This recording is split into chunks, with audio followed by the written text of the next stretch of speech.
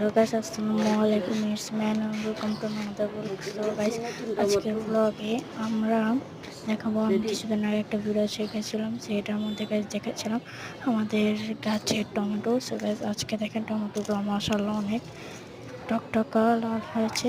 Guys দেখেন, আমরা এখানে সবগুলো টমেটো ছিঁড়ে নেব। গাইস দেখেন, এখানে টমেটো মনে হচ্ছে না, এগুলা মনে হচ্ছে কি এগুলো বড়ই, কিন্তু গাইস এগুলো টমেটো। যে গাইস দেখেন, এখানেও টমেটো, এখানেও টমেটো আছে গাইস। এগুলো সব কেটে নেওয়া হবে। যে গাইস দেখেন, তারপর গাইস নেক্সটে যে দেখেন এখানেও আছে। তারপর গাইস নেক্সটে আমরা নেব হচ্ছে করলা। সো গাইস দেখেন, এখানে আবার আমরা কেটে নিচ্ছি। সো গাইস নেক্সটে দেখাবো আমরা করলা আমাদের গাছের।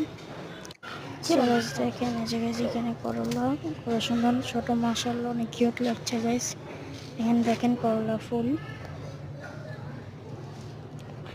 গাছ দেখেন, এখানে একটা করলা, তারপর গাছ এখানেও আরেকটা করলা ছোট এগুলো। এই যে গাছ দেখেন, এখানে আরেকটা করলা। গাছ কমেন্টে মাশাআল্লাহ কিন্তু বলে যাবেন অবশ্যই। সো গাইস, সবাইকে রোজার জন্য আমার কাছ থেকে শুভেচ্ছা। Bye bye.